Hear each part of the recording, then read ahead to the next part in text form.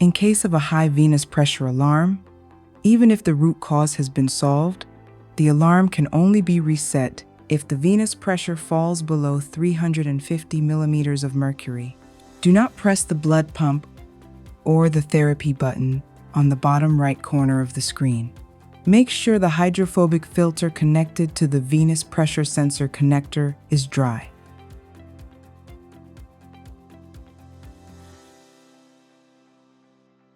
To reduce pressure through the infusion port using a syringe.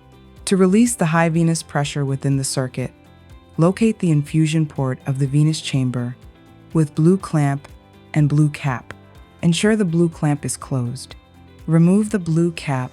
Connect the infusion port to an empty 30 or 50 milliliters of syringe with the plunger fully inserted. Open the blue clamp for 1-2 seconds to release pressure into the syringe. The plunger will be pushed out automatically.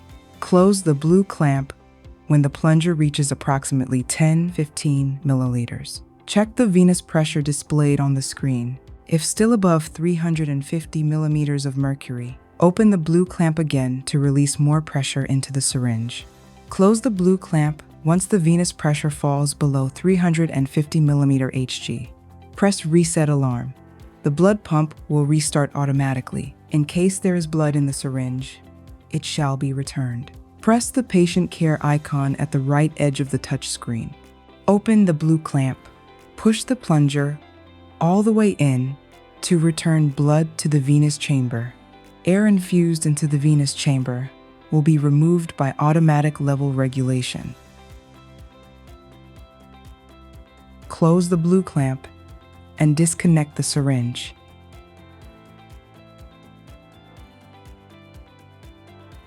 Close the blue cap. In case there is blood in the infusion port of the venous chamber, connect a syringe filled with saline to the infusion port. Open the blue clamp. Inject approximately 10 to 15 milliliters of saline to return blood to the venous chamber. Close the blue clamp and disconnect the syringe.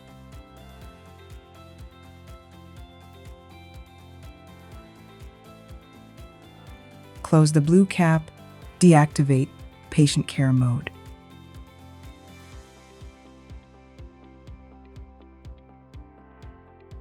Loosen the effluent pressure line from the effluent port slowly.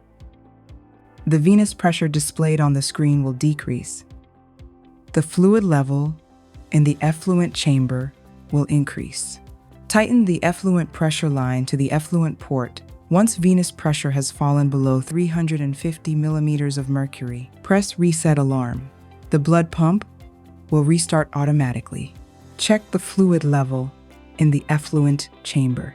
Ideally, the chamber should be filled halfway. If the fluid level is too high or fluid has entered the pressure line, it should be adjusted. Ensure both the blood side and fluid side pumps are running.